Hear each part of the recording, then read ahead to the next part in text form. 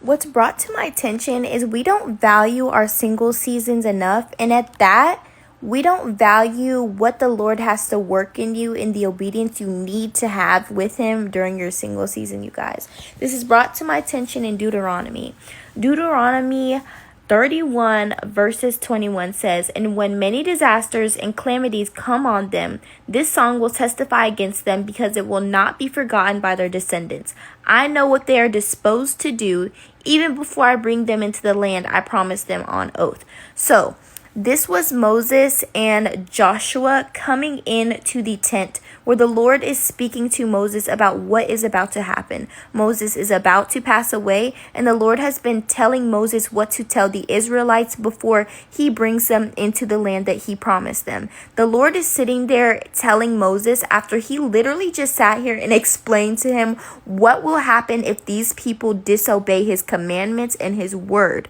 And he's sitting here just listed out all the curses that will happen, the illnesses that will fall onto them based off their disobedience, and they just want to worship and idolize other gods who they barely know. So the Lord is telling Moses, these people, I already know what's finna happen. I'm finna bring them into the promised land, and they're about to blow it. They're about to turn on me. They are about to forsake me. And you know what? I'm going to turn my face against them, because that breaks my heart. I have righteous anger against them. And until they know and fully surrender back to me, then I'm going to act like I'm not there. I'm going to let them struggle until they come to me. And this goes to show that if you want that relationship so bad, you want that husband, which a lot of us, that is a big desire, the Lord needs to be able to trust you with your relationship alone. Can you even handle working a new job and keeping a relationship with him? Can you handle all these added stresses that you feel like somebody else will be able to come intercede on your behalf on? Or can you rely on the Lord to intercede on that? As much as we rely on the Lord is as much really less than we are going to rely on our spouses. And if us as women, even as men who are the leaders of the household, are not able to have that firm foundation within the Lord, he's going to know you're going to turn your heart on him and make an idol of your husband.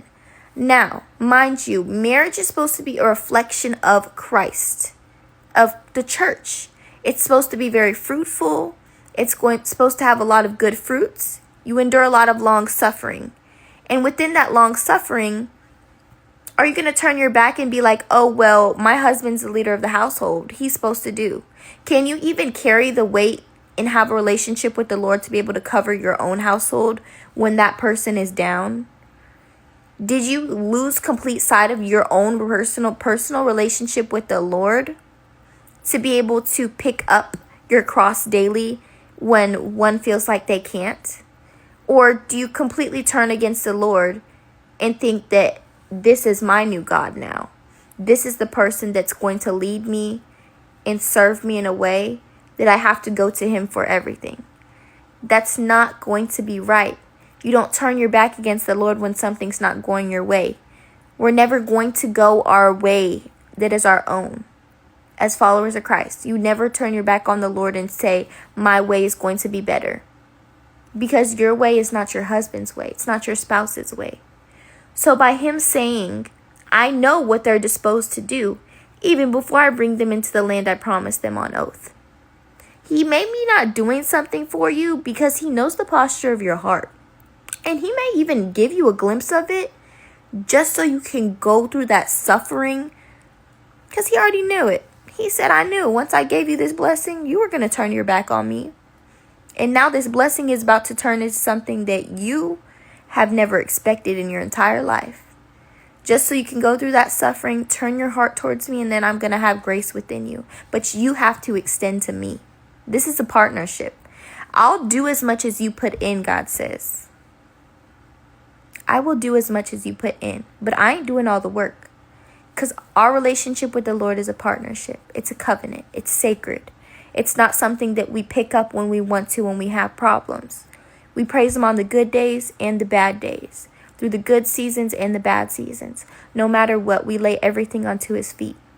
He will figure out every single problem you have. Whether it's by you reading this word or him speaking to you through dreams, whatever it is, other people, God will have a will and a way over your life. Deuteronomy 32:4 says he is the rock, his works are perfect, and all his ways are just.